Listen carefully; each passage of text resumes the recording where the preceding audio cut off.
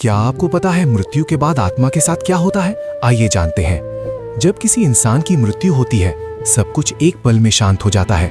शरीर वहीं रह जाता है, लेकिन चेतना, जिसे हम आत्मा कहते हैं, शरीर छोड़ देती है। गरुड़ पुराण के अनुसार मृत्यु अंत नहीं है, बल्कि एक नई यात्रा की शुरुआत है। कहा जाता है कि मृत्यु के बाद आत्मा कुछ समय तक अपने घर और परिवार के आसपास ही रहती है। वो अपने प्रियजनों को रोते हुए देखती है, उनकी बातें सुनती है, लेकिन चाहकर भी उनसे बात नहीं कर पाती।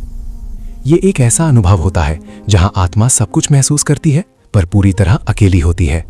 समय बीतने के साथ एक नई यात्रा शुरू होती है। आसमान और धरती के बीच का मार्ग खुलता है और यमदूत आत्मा को लेने आते हैं।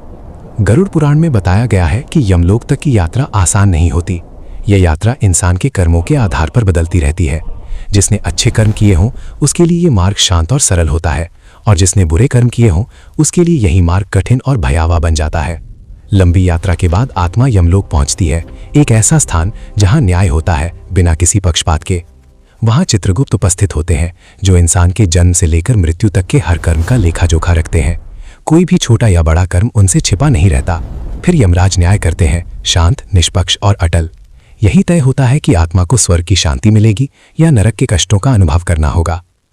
गरुड़ पुराण हमें ये याद दिलाता है कि जीवन का हर छोटा सा कर्म भी महत्व रखता है। हमारे विचार, हमारे शब्द और हमारे काम सब मिलकर हमारी आने वाली यात्रा का मार्ग बनाते हैं। क्योंकि अंत में मृत्यु के